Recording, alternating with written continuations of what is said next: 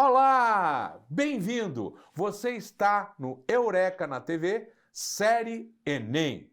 Eu, professor Oswaldo, e o professor Toniolo aqui. Sempre bem? Companheiros sempre juntos aqui, levando esse programa, essa série Enem, aonde, o próprio nome está dizendo, trabalhamos com você os temas mais diferentes que podem aparecer na sua prova do Enem, tanto numa redação, quanto nas questões propriamente ditas da prova de humanas. E também para você que gosta de variados temas de cultura, de história, esteja aqui conosco. Você, de repente, não vai fazer uma prova do Enem, mas gosta desses assuntos, esteja aqui conosco. Nós vamos estar discutindo temas mais diferentes aqui para justamente proporcionar conhecimento, desenvolvimento de conhecimento, cultura e tal. E nesse sentido, hoje, nós vamos pegar de novo uma questão, Toniolo? Sim, vamos pegar uma questão para analisar o conteúdo ali que envolve essa questão.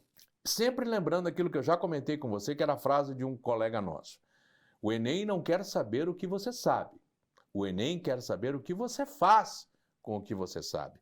Então, você tem a habilidade, a competência e a habilidade desenvolvida para trabalhar com aquele conhecimento que você desenvolveu, que você adquiriu. Essa é a proposta do Enem. Não é uma pergunta direta, isso é aquilo? Ou isso aqui é aquilo outro? Não. Ele vai tentar saber se você sabe articular com os conhecimentos. Vamos para a questão? Vamos para a questão. Vamos nessa? Então vamos lá. Meu amigo Kleber, vamos lá, uma prova do PPL, do Enem, que são dos privados de liberdade, Vamos lá. Mas a Primeira Guerra Mundial foi seguida por um tipo de colapso verdadeiramente mundial, sentido pelo menos em todos os lugares em que os homens e mulheres se envolviam ou faziam uso de transações impessoais de mercado. Isto é, no mundo capitalista. Uma crise que alcançou o mundo inteiro capitalista. E esta crise, você sabe, foi a crise de 29. Mas vamos adiante. Vamos lá. Na verdade, mesmo os orgulhosos Estados Unidos da América, longe de serem um porto seguro das convulsões de continentes menos afortunados, se tornaram o epicentro deste que foi o maior terremoto global medido na escala Richter dos historiadores econômicos. A Grande Depressão do Entre-Guerras. E, claro, totalmente advinda da crise de 29. De uma crise que se abateu nos Estados Unidos no final, claro, da década de 20, de anos de grande prosperidade econômica, chamado pelos norte-americanos de os anos felizes, aonde inclusive surge o que nós já comentamos num outro programa, brevemente, o American Way of Life, isso é, o estilo de vida norte-americano, em que nós vamos ter o grande explosão das empresas norte-americanas, grandes anos de prosperidade, de riqueza, Os Estados Unidos é o primeiro momento dos Estados Unidos se tornando como uma grande potência mundial. É um período de transição, até aquele momento a Inglaterra, a grande potência mundial, o imperialismo, mas a Inglaterra em queda e os Estados Unidos em ascensão. E eles já na década de 20 vão perceber essa ascensão deles. Eles têm um pequeno período ali que se assustam, 19, 20, mas chega em 1921, aí eles crescem. Aí eles já, nós somos, o sucesso do liberalismo somos nós. Por quê? Porque a Primeira Guerra Mundial, ela começa a mostrar um certo fracasso do capitalismo e do liberalismo. É isso que faz surgir os regimes totalitários. Se você pegar o fascismo ou o nazismo, eles não são de esquerda, eles são da extrema direita, mas eles fazem crítica ao liberalismo, daquele contexto que estava... Eles se apresentam como uma terceira via, Uma terceira via. Uma terceira via. E isso, na década de 20, é onde vai, no mundo inteiro, surgir, esses regimes totalitários aí vão se fortalecer. Aí o que acontece? Os Estados Unidos se mostram, não, nós somos a referência. Aí em 1921 a mulher começa a votar, eles começam a trabalhar já a parte do cinema deles ali, e aí mostrar qual é o modo de vida do estadunidense. E esse é o modo de vida que, teoricamente, É importante todos você puxar isso, deveriam porque ter. essa década de 20, a década de 10, mas principalmente a década de 20, é a grande explosão do cinema norte-americano. Sim. Aí vai começar a construção do que é hoje a maior indústria norte-americana. Porque a maior indústria norte-americana até hoje é o cinema, né?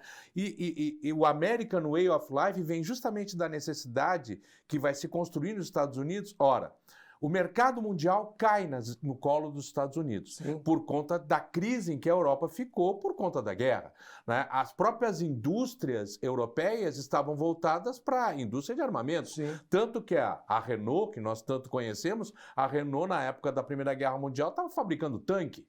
Né? Como é que, de repente, você para de fabricar tanque para voltar a produzir carros de consumo? Então, você precisa de um tempo. E esse tempo os Estados Unidos teve para se consolidar, digamos assim, no mercado mundial, como aquele que atenderia o mercado mundial. E aí vem o seguinte, ora, para vender meus produtos, eu preciso ter propaganda dos meus produtos. Sim. E quem é que vai fazer essa propaganda? Justamente o cinema. Exatamente. Né? Nós temos que entender o contexto seguinte: a década de 20 é um período de efervescência no Brasil e no mundo. Lembrem o seguinte, sempre no período pós-guerra, né, os países que se envolveram na guerra, eles vão se fechar um pouco mais para ajustar, né, a sua parte interna. Né? Outros vão fortalecer o nacionalismo. Pode ver, o nacionalismo, na década de 20, ele começa a crescer e é ali dos regimes totalitários novamente, que é um nacionalismo exacerbado, um pouco exagerado ali, mas vem logo depois do período da Primeira Guerra. Pega depois do período da Segunda Guerra, acaba em 45. Veja como a década de 50 é o período de efervescência. Não vai ser o período que Getúlio Vargas vai se matar? As tentativas de golpe aqui no Brasil, 54, 55, 58, né? É um período de turbulência. Aí o que acontece? Após a Segunda Guerra Mundial, é a Guerra Fria. Não podemos confundir ali, digamos, uma Guerra Fria após a Primeira Guerra Mundial. E isso, geralmente, né, nos vestibulares, no Enem, eles tentam fazer essa pegadinha com você. É. Você vai fazer o Enem, olha aí, essa Guerra Fria... E se eu não me engano, essa pegadinha vai estar até nessa questão, eu acho. Se eu não me É engano. isso, Se eu não me engano. Se eu não ele me tenta engano. dar uma Se eu não me engano. beliscadinha ali. É. Então nós temos que ficar. Mas a década de 20 é o período de efervescência, né? E os Estados Unidos ele mostra como um grande crescimento, uma coisa muito bacana. Olha como é os Estados Unidos, mas muito contraditório. Né? Exato.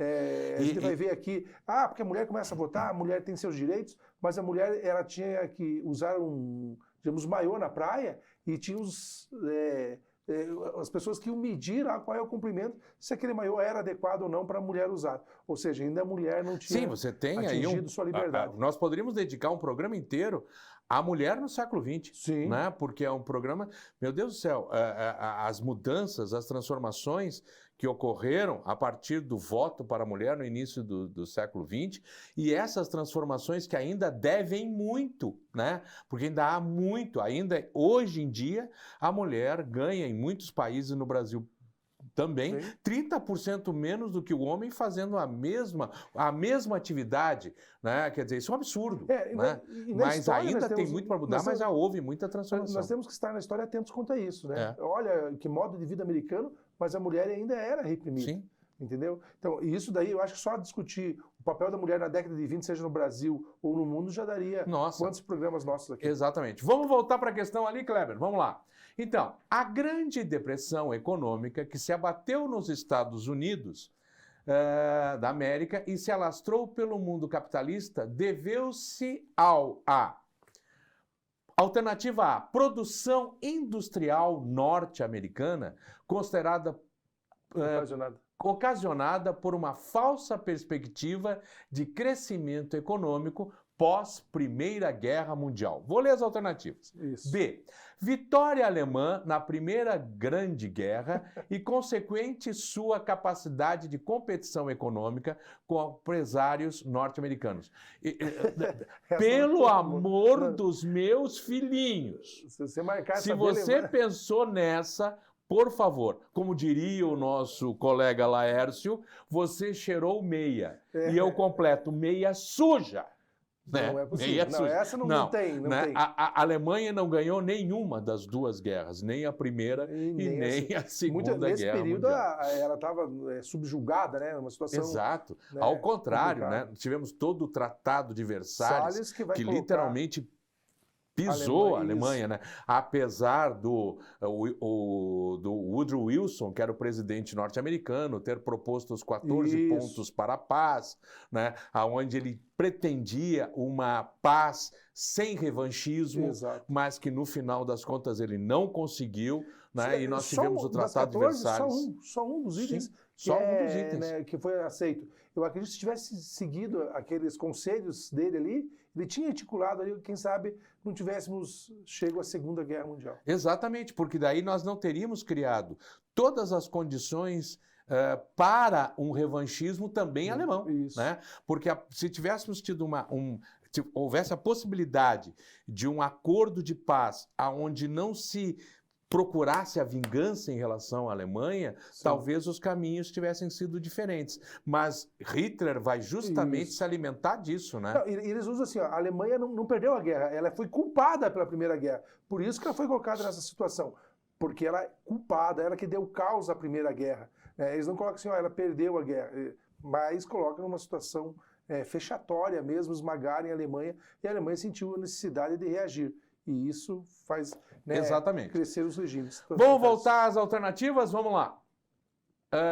Bem, C.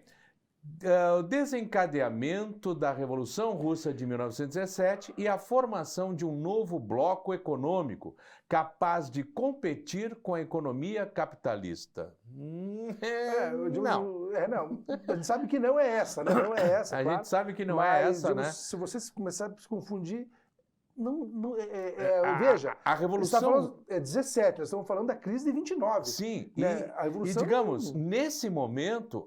A União, já posso dizer, a partir ali de 22, a União das Repúblicas Socialistas Soviéticas, ela não se coloca como um bloco econômico que vai rivalizar com os Estados Unidos ou de maneira nenhuma. Não vai haver isso, né? E ela está ainda ajeitando a sua parte, né, interna, dentro da sua própria casa ainda. Olha o que você falou antes, olha só o que você falou antes, Guerra Fria, que caracterizou o período de entre guerras, provocando a insegurança e crises econômicas no mundo. Não, claro que não, né? A Guerra Fria é a partir da Segunda Guerra Mundial, não no período entre as duas guerras, entre a Primeira e a Segunda.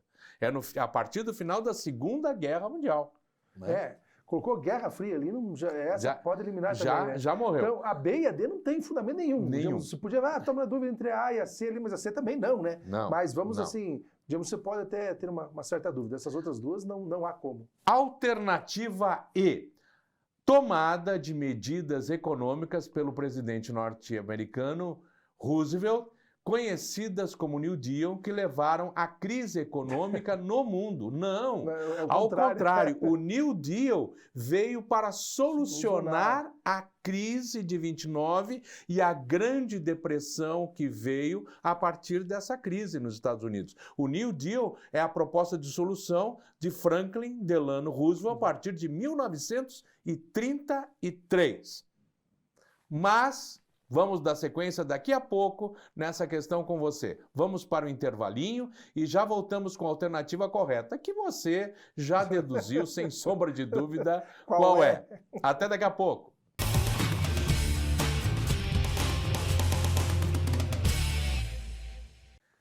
Bem-vindo de novo. Ainda bem que você ficou aí nos aguardando, viu a propaganda da TV e aguardou o retorno do nosso programa. Que bom que você está conosco. Espero que sempre esteja naquele horário que você já sabe, nesse horário que você já sabe, né? Das 5h30 da tarde às 6 da tarde. Sempre está aqui um programa do Eureka com você para a gente conversar, bater papo. Eu, professor Toniolo, sempre aqui, também no Eureka na TV, série Enem. Vamos para a solução da questão, que nós estamos falando aqui sobre a Grande Depressão, crise 29. Vamos lá? Então, dentro das alternativas que nós vimos aí, a alternativa correta, né, Toniolo? Alternativa A. Veja, não é uma questão difícil, mesmo que você não tenha uma leitura aprofundada sobre a crise de 29, né, você tem que entender o contexto. Você que vai fazer o Enem, vai responder questões relativas às ciências humanas, história. Né? Você leu a questão, está falando de qual período? 1920. Pensa o seguinte, qual é o contexto histórico? Se você vai falar de uma questão lá, digamos, da Idade Média, pô, qual é o contexto histórico desse período? Né? De repente, ou não, é na Idade Moderna, daí é humanismo, o Nascimento, o que está acontecendo, os iluministas. Você já procure se localizar no tempo e qual era a concepção. Né? E aí, como nós falamos ali, falar em Guerra Fria naquele período, se você se localizar no tempo, você já sabe que não é a Guerra Fria. Ou seja, a tendência de você acertar essa questão é muito grande. Né? A possibilidade de você acertar é muito grande. Então não se preocupe quanto a isso. Como eu falei, trabalhe a questão. Não queira ler e daí já tentar responder antes de ler as questões. Leia, daí vai lendo os itens ali, vai eliminando aqueles que são absurdos, e aí se você ficar em dúvida entre uma ou outra, uma análise mais profunda vai ter que encaminhar para a resposta certa. Aproveitando o que você está dizendo, um bom caminho para você, principalmente nas questões do Enem, porque o Enem ele não faz perguntas no sentido assim, qual a alternativa incorreta? Isso. O Enem não faz esse tipo de questão, tá? Ele sempre trabalha com o correto. Então, você pode justamente fazer isso que está sendo colocado aqui pelo Toniolo e que eu também comento com meus alunos. Procure as alternativas erradas. Exato. Procure as erradas. E automaticamente a certa vai sobrar. Procure o erro nas alternativas. Porque às vezes procurando a certa, complica. Mas se você inverte o raciocínio, porque o importante é você inverter o raciocínio. E as questões do Enem te permitem isso. E automaticamente, digamos, se você conseguiu eliminar 2, conseguiu eliminar 3, pomba. Se torna mais fácil achar certo. E essa que a alternativa A é a correta, é uma coisa engraçada. Você lê assim, putz, é essa. Uhum. Na primeira vez que eu li essa questão, eu vi, mas essa aqui já é a correta? Das quase uma decepção, né? Porque eu queria ler uma para poder eliminar. Essa primeira já não eliminei. Aí você já elimina a segunda, elimina a terceira, opa, volta na A, é a correta. Então, às vezes você já lê a primeira questão e já elimina ali. Mesmo que, vamos lá, né? Você vai chutar no final, você fica entre 2 alternativas aí em um chute, né? Mas vamos saber o seguinte, vamos responder aquilo, né, com certeza, né? Há como você, né, saber, né, qual é a questão correta pelo conhecimento adquirido no contexto geral que você aprendeu lá nas tuas aulas de história, né, sobre a década de 20. Exatamente. Vamos voltar ali para as imagens, Kleber? Vamos nessa? E aí nós temos a crise de 29, né, a quebra da Bolsa de Valores de Nova York. E é importante que a gente entenda, né, o que foi isso. Veja, como nós estávamos comentando no bloco anterior, a década de 20 vai ser um momento auge para os Estados Unidos, vai ser o primeiro momento que os Estados Unidos vai se sentir como grande potência. Mas por quê? Porque nós tivemos um declínio na Europa por conta da guerra. Exato. O palco da guerra foi a Europa. Uhum. Né? Então a Europa terá que se reerguer. Enquanto isso, o mercado mundial vai estar ali no colo dos norte-americanos. E eles vão justamente crescer nesse sentido. Vão vender para muitos países, inclusive para a própria Europa. Sim. Emprestar dinheiro para a própria Europa. E isso vai fazer os Estados Unidos estar muito bem. Só que ali por volta de 1925, a Europa começa a se reerguer, a buscar seu próprio mercado e também o mercado dos outros continentes, suas próprias colônias. E isso vai fazer com que os Estados Unidos passe a ter algo que os Estados Unidos, a princípio, não estava tendo, que era uma concorrência. Isso. Uma grande concorrência. Só que os norte-americanos não vão lidar bem com essa concorrência. E, em vez de fazer o que seria normal, quer dizer, quando você está tendo uma concorrência muito violenta, uma coisa que você faz, você vai adequar a tua produção a esta concorrência. E os norte-americanos não fazem isso, eles continuam produzindo cada vez mais. Excesso. Né? E aí é lógico, o que acontece com a tua empresa quando você produz muito mais do que você está vendendo? A falência. Então, por isso, essa crise de 29 também é chamada da crise da superprodução. Quando os Estados Unidos produziu muito mais do que efetivamente estava vendendo. E aí, é claro, você vai ter a quebra das empresas. E essa quebra de empresas leva à quebra da própria Bolsa de Valores. Por quê? Porque quando você quebra as principais empresas que têm suas ações na Bolsa de Valores, você também está quebrando a Bolsa. Principalmente porque também os principais investidores estão lá. Sim. Né? Então os próprios investidores vão junto. Porque imagina, Toniolo. Você comprou 1.000, 2.000, 3.000, 4.000 ações de uma empresa que faliu. De todas as empresas que faliram. Você vende para quem? Não Quem tem que vai ninguém comprar? que quer. Você perdeu tudo. Claro. Então, você detonou com o próprio país. Você vai ter que reconstruir tijolo a tijolo. Mas aí eu queria entrar na próxima imagem. Porque também tivemos como investidores lá fora alguns brasileirinhos, né, Toniolo? Lembrando que nessa época o café era o produto e vai continuar sendo o produto principal da economia do Brasil ali. E o Brasil também, ele produzia, vendia, mas em determinado momento, né, produziu em excesso e não tinha com quem comercializar. Né?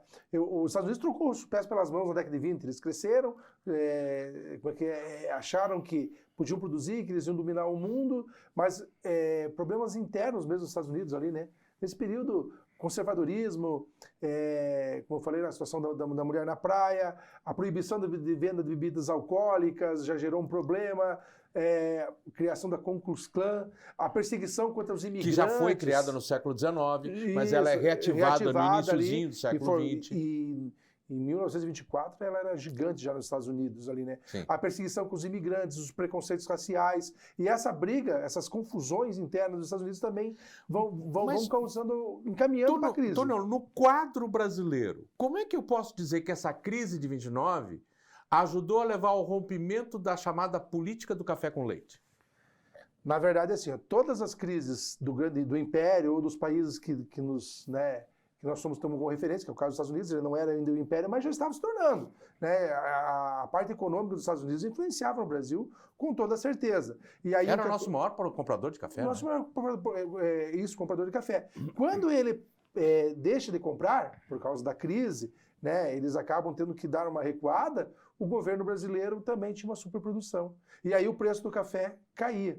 Né? E quem mandava no Brasil eram os cafeicultores. E também nós tínhamos alguns cafeicultores que investiam na Bolsa também. Tínhamos, claro. E aí o que acontece? Começam a perder dinheiro na Bolsa. Né? Não eram todos, ainda nós tínhamos cafeicultores que eram mais conservadores ainda, mas muitos cafeicultores quebraram por investir na Bolsa. E automaticamente levaram também Banco Brasileiro, porque no final das contas emprestava o dinheiro para esses cafeicultores. Exato. Então acabou girando. E aí não gira a economia interna nossa. Exatamente. Também. A economia deles não gira, a nossa também não gira, e isso acaba causando uma crise aqui. Então depois vamos ter que queimar café. Exato. As pessoas não entendem, mas queimar no café? Tivemos que queimar café no intuito de valorizar. Por isso que a gente produto. comenta que comentamos, né? E é fato, essa crise ela começa nos Estados Unidos, mas se espalha para o mundo inteiro. Rapidamente, mas para o mundo capitalista. A União Soviética está meio fora dessa brincadeira. Mas o mundo capitalista inteiro é envolvido por essa crise de 29. A própria Europa vai sentir. E daí também o surgimento dos regimes totalitários. Porque a própria Europa vai sentir. Porque os Estados Unidos não vai ter mais dinheiro para emprestar. Sim. Automaticamente a Europa que pegava esse dinheiro emprestado e que colocou, digamos, de certa forma, os Estados Unidos em crise, vai sentir esse baque também. Exato. Então, no final das contas, é uma crise que se espalha para o mundo inteiro. Agora é importante que você perceba o seguinte, um dado muito importante. Foi uma crise que começou nos Estados Unidos, estabeleceu a Grande Depressão norte-americana e tal. Tudo bem, tá. Mas entenda, não foram todas as empresas norte-americanas que faliram. Claro. Não, é impossível isso. Por exemplo, o cinema norte-americano ia muito bem, obrigado. Tá? O cinema norte-americano ele não vai sentir essa crise tão violenta assim. Então, é claro, você teve grandes empresas, importantíssimas empresas norte-americanas falindo, mas também não foi terra arrasada. Né? Alguns mercados se mantiveram e tal. É bom atentar o seguinte, existe uma crise ideológica, porque ali a demonstração no início da década de 20 dos Estados Unidos é que o liberalismo era excelente. O Estado não tem que interferir na economia. Veja como o liberalismo está correto, como o liberalismo, né, conduz ao progresso. De repente, crise de 29. Ou seja, ideologicamente as pessoas, espera aí, mas o liberalismo não é bem assim. Pô, será que o Estado não tem que intervir aí? Mas o que diz o liberalismo, né, a primeira noção do capitalismo? O Estado não intervém. O que nós sabemos que não é verdade. Né? O Estado não intervém quando lhes convém. Né? Exatamente. E é justamente o que Franklin Delano Roosevelt vai fazer no chamado New Deal, o novo acordo, que vai ser justamente o programa o plano econômico que vai ser criado nos Estados Unidos por Franklin Delano Roosevelt a partir de 1933 para superar a crise de 29, que vai ser o próximo programa que nós vamos falar. Nós vamos falar no próximo programa sobre a crise de 29 um pouquinho ainda e sobre o New Deal e os envolvimentos do New Deal e dessa década de 20, 30, 40, que é fundamental para entender o próprio surgimento do fascismo, do nazismo e tudo mais. Né? Pode ver que nós fizemos outros programas também que envolvem esse conteúdo sobre a década de 20, seja no Brasil ou seja no mundo. É esse período de efervescência. E quando você fala na crise de 29, você não pode estar ali focado no que ocorreu em 28, 29 e 30. Você tem que voltar atrás. A história é como fosse aquele estilingue, né? Quanto mais você puxa, né, o elástico da tua seta, lá do teu estilingue, mais à frente vai a tua pedra, o teu pelote ali. E é mais ou menos isso que acontece com a crise de 29. Você tem que voltar no final da Primeira Guerra Mundial, entender o contexto dos Estados Unidos logo após a Primeira Guerra, a década de 20, né, essa situação dos Estados Unidos achar que agora o progresso chegou e não há mais como recuar, nós seremos a grande potência do mundo, o liberalismo é a ideologia, né, mais acertada, o Estado não deve intervir. De repente, lá em 29 entra a crise, em 33 Roosevelt vem e vai dizer, olha, pessoal, só existe uma maneira de solucionarmos a crise, o Estado intervindo. Exatamente. A intervenção do Estado na economia, que é o marco central do programa do New Deal, como eu falei, que vai ficar conhecido também, né, Tony Olisso, nós vamos conversar num próximo programa com você, a chamada via democrática. Porque enquanto os Estados Unidos supera a crise sem abandonar a sua democracia, alguns países europeus, em específico, vão, para superar a crise, utilizar a ideia e o avanço dos regimes totalitários. Ficamos por aqui? Ficamos por aqui. Num próximo programa, conversaremos sobre a década de 30, o New Deal, o avanço dos regimes totalitários, o surgimento do nazismo, do fascismo. Esteja conosco. Meu amigão, até o próximo programa. Um abraço. Tchau, tchau.